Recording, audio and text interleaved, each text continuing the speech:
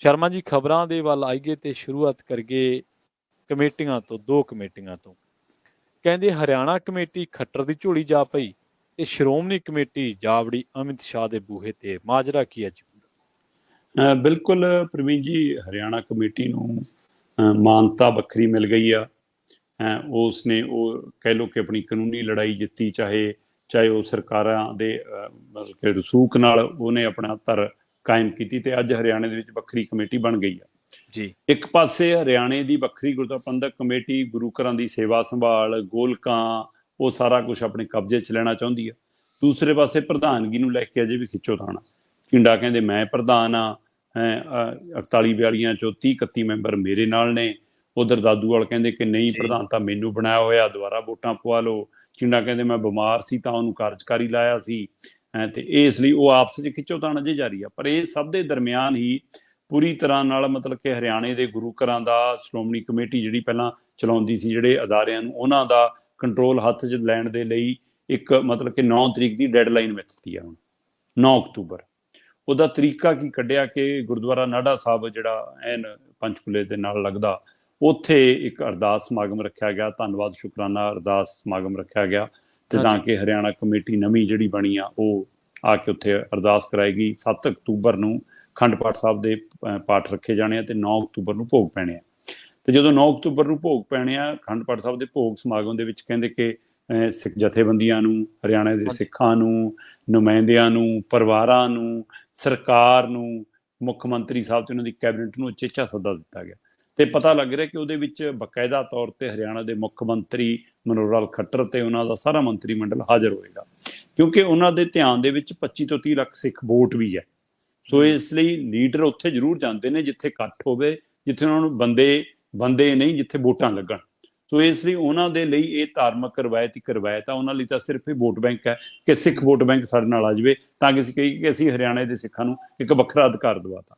ਇਸ ਹਵਾਲੇ ਨਾਲ ਉਹ ਸਮਾਗਮ 'ਚ ਹਾਜ਼ਰ ਹੋਣਗੇ। ਦੂਏ ਪਾਸੇ ਸ਼੍ਰੋਮਣੀ ਗੁਰਦੁਆਰਾ ਪ੍ਰਬੰਧਕ ਕਮੇਟੀ ਦੇ ਪ੍ਰਧਾਨ ਧਾਮੀ ਸਾਹਿਬ ਹੋਰਾਂ ਨੇ ਅਮਿਤ ਸ਼ਾਹ ਨੂੰ ਚਿੱਠੀ ਲਿਖੀ ਹੈ, ਤੇ ਅਮਿਤ ਸ਼ਾਹ ਨੂੰ ਚਿੱਠੀ ਲਿਖ ਕੇ ਕਿਹਾ ਕਿ ਜੀ ਇਹ ਧਾਰਾ 1925 ਦਾ, ਜਿਹੜੀ 1925 ਵਾਲਾ ਐਕਟ ਆ, ਉਹਦੀ ਉਲੰਘਣਾ ਹੈ, ਕਿ ਉਸ ਐਕਟ ਦੇ ਤਹਿਤ ਭਾਰਤ ਸਰਕਾਰ ਨੂੰ ਇਹ ਅਧਿਕਾਰ ਹੈ ਸ਼੍ਰੋਮਣੀ ਕਮੇਟੀ ਦੇ ਮਾਮਲੇ ਦੇ ਵਿੱਚ ਕਿਸੇ ਵੀ ਤਰ੍ਹਾਂ ਦਾ ਕੋਈ ਫੈਸਲਾ ਲੈਣਾ, ਕੋਈ ਬਦਲਾਅ ਕਰਨਾ, ਤਾਂ ਇਹਨੂੰ ਸਟੇਟ ਨੂੰ ਕਿਸੇ ਨੂੰ ਅਧਿਕਾਰ ਨਹੀਂਗਾ। ਸੋ ਸਟੇਟ ਨੇ ਕਹਿੰਦੇ ਕਿ 1925 ਦੇ ਉਲੰਘਣਾ ਕੀਤੀ ਹੈ, ਤੁਹਾਡੇ ਉੱਪਰ ਦੀ ਮਤਲਬ ਕਿ ਲੱਤ ਕਮਾਈ ਹੈ, ਇਸ ਲਈ ਤੁਸੀਂ ਪਟੀਸ਼ਨ ਪਾਓ, ਤੁਸੀਂ ਸੁਪਰੀਮ ਕੋਰਟ ਤੱਕ ਜਾਓ, ਤੁਸੀਂ ਰਿਵਿਊ ਪਟੀਸ਼ਨ ਭਾਰਤ ਸਰਕਾਰ ਦਾਖਲ ਕਰੇ, ਭਾਰਤ ਸਰਕਾਰ ਦੇ ਹੱਕਾਂ ਤੇ ਵੀ ਡਾਕਾ ਤੇ ਸ਼੍ਰੋਮਣੀ ਕਮੇਟੀ ਦੇ ਹੱਕਾਂ ਤੇ ਵੀ ਡਾਕਾ, ਇਸ ਲਈ ਤੁਸੀਂ ਪਹਿਲ ਕਰੋ। ਇਸ ਲਈ ਉਹ ਉਸ ਦਰ ਤੇ ਗਏ ਨੇ।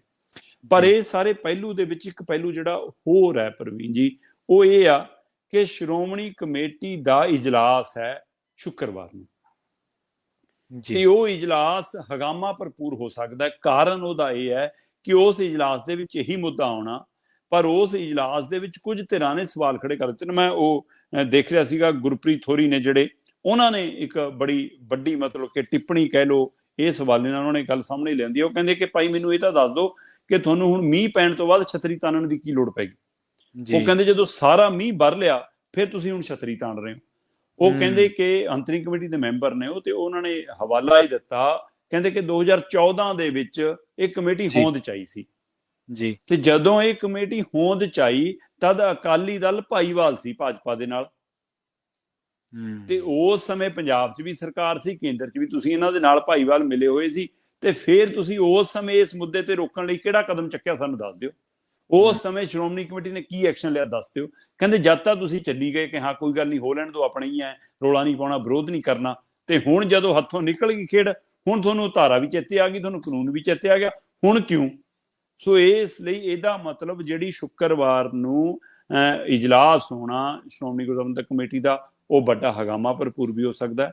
ਉਹਦੇ ਵਿੱਚ ਵਿਰੋਧੀ ਜਿਹੜੀ ਧਿਰਾਂ ਮੰਨੀਆਂ ਜਾਂਦੀਆਂ ਅਕਾਲੀ ਦਲ ਦੀਆਂ, ਉਹਨਾਂ ਦੇ ਮੈਂਬਰ ਤਾਂ ਬਾਂਹ ਖੜੀ ਕਰਨਗੇ ਹੀ ਕਰਨਗੇ, ਜਿਹੜੇ ਬਾਹਰਲੇ ਸੂਬਿਆਂ ਤੋਂ ਆਉਂਦੇ ਨੇ, ਚਾਹੇ ਹਰਿਆਣਾ ਦੇ ਮੈਂਬਰ ਵੀ ਨੇ, ਉਹ ਵੀ ਮਤਲਬ ਕਿ ਸਵਾਲ ਖੜੇ ਕਰਨਗੇ। ਇੱਥੋਂ ਤੱਕ ਇਹ ਵੀ ਪਤਾ ਲੱਗ ਰਿਹਾ ਕਿ ਅਕਾਲੀ ਦਲ ਦੇ ਨਾਲ ਜੁੜੇ ਰਹੇ ਕੁਝ ਮੈਂਬਰ ਵੀ ਸ਼੍ਰੋਮਣੀ ਕਮੇਟੀ ਦੇ ਉਂਗਲ ਚੱਕਣ ਲਈ, ਹੱਥ ਖੜਾ ਕਰਨ ਲਈ, ਵਿਰੋਧ ਕਰਨ ਲਈ, ਇਹਨਾਂ ਨਾਲ ਆਮੋ ਸਾਹਮਣੇ ਹੋਣ ਲਈ ਕਿ ਤੁਹਾਡੀ ਨਲਾਇਕੀਆਂ ਕਰਨ, ਤੁਹਾਡੀ ਕੁਤਾਹੀ ਕਰਨ ਇਹ ਘਟਨਾਕ੍ਰਮ ਵਾਪਰੀ ਆ।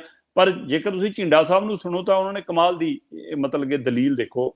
ਉਹ ਕਹਿੰਦੇ, ਝਿੰਡਾ ਸਾਹਿਬ ਕਹਿੰਦੇ ਕਿ ਜੀ ਸਾਡੀ ਮੁੱਖ ਪਾਰਲੀਮੈਂਟ ਦਾ ਸ਼੍ਰੋਮਣੀ ਕਮੇਟੀ ਉਹ ਆ, ਸਾਡੀ ਹੂੰ ਹੈਗੀ ਆ ਸਟੇਟ ਬੋਡੀ, ਜੀ ਤੇ ਸ਼੍ਰੋਮਣੀ ਕਮੇਟੀ ਕਹਿੰਦੇ ਕਿ ਵੱਡਾ ਅਮਰੇਲਾ ਮਤਲਬ ਇੱਕ ਹੈ ਨਾ। ਸੋ ਇਸ ਲਈ ਕਹਿੰਦੇ ਉਹ ਸਾਡੀ ਸਿਰਮੌਰ ਸੰਸਥਾ ਹੈ। ਉਸ ਹਵਾਲੇ ਨਾਲ ਅਸੀਂ ਮਤਲਬ ਕਿ ਇਹ ਨਹੀਂ ਕਹਿ ਰਹੇ ਕਿ ਅਸੀਂ ਉਹਦੇ ਬਰਾਬਰ ਖੜ ਗਏ ਜਾਂ ਉਹਦੇ ਕੋਈ ਹੱਕ ਖੋਲੇ। ਅਸੀਂ ਹਾਂਜੀ ਸਟੇਟ ਬੋਡੀਆਂ, ਅਸੀਂ ਸਟੇਟ 'ਚ ਕੰਮ ਕਰਨਾ, ਅਸੀਂ ਉਹਨਾਂ ਦੇ ਵਿੰਗ ਵਜੋਂ ਕੰਮ ਕਰਾਂਗੇ।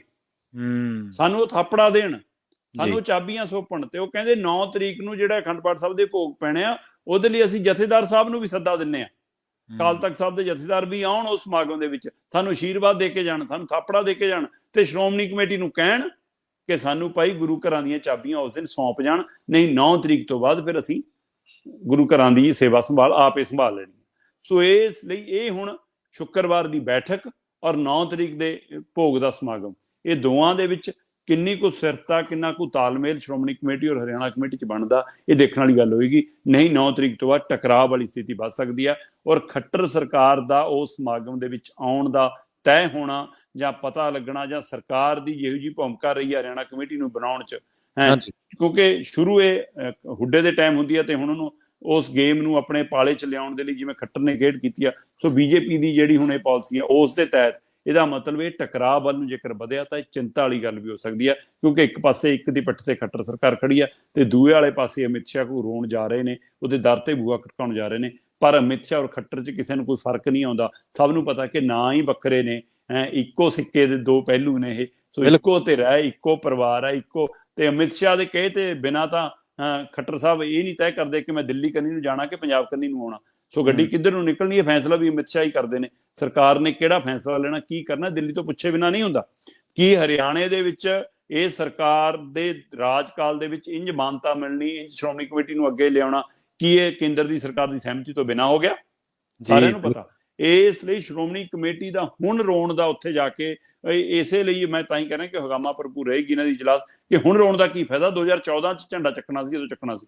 ਹੁਣ ਦਿੱਲੀ ਤੋਂ ਬਾਅਦ ਹਰਿਆਣਾ, ਤੇ ਹਰਿਆਣਾ ਤੋਂ ਬਾਅਦ ਹੁਣ ਹਿਮਾਚਲ 'ਚ ਵੀ ਮੰਗ ਉੱਠਣ ਲੱਗੀ ਆ, ਮਹਾਰਾਸ਼ਟਰ 'ਚ ਵੀ ਮੰਗ ਉੱਠਣ ਲੱਗੀ ਆ, ਬਿਹਾਰ 'ਚ ਵੀ ਮੰਗ ਉੱਠਣ ਲੱਗੀ ਆ, ਹੋਰ ਸੂਬਿਆਂ ਦੇ ਵਿੱਚ ਵੀ ਇਸ ਗੱਲ ਨੂੰ ਲੈ ਕੇ ਮੰਗ ਉੱਠਣ ਲੱਗਿਆ ਕਿ ਸਾਡੇ ਸਟੇਟ ਦੇ ਵਿੱਚ ਵੀ ਗੁਰੂ ਘਰਾਂ ਦੀ ਸੇਵਾ ਸੰਭਾਲ ਸਥਾਨਕ ਕਮੇਟੀਆਂ ਕਰਨ। ਸੋ ਸ਼੍ਰੋਮਣੀ ਕਮੇਟੀ ਦੇ ਮੂਹਰੇ ਵੱਡੀਆਂ ਚੁਣੌਤੀਆਂ ਨੇ, ਔਰ 9 ਤਰੀਕ ਤੱਕ ਹਰਿਆਣਾ ਕਮੇਟੀ ਨੇ ਇੱਕ ਤਰ੍ਹਾਂ ਨਾਲ ਚੇਤਾਵਨੀ ਦਿੱਤੀ ਹੈ, ਭੋਗ ਦੇ ਹਵਾਲੇ ਨਾਲ ਸੱਦਾ ਦੇ ਕੇ, ਕਿ ਭਾਈ 9 ਤੱਕ ਸਾਨੂੰ ਚਾਬੀਆਂ ਸੌਂਪ ਦਿਓ, ਨਹੀਂ ਉਸ ਤੋਂ ਬਾਅਦ ਅਸੀਂ ਆਪ ਸੰਭਾਲ ਲੈਣੀ। ਇਹਦੇ ਅੰਦਰ ਟਕਰਾਅ ਵੀ ਆ ਸਕਦਾ ਮੋ ਸਾਹਮਣੇ, ਇਹ ਫਿਕਰਮੰਦੀ ਵੀ ਹੈਗੀ ਹੈ।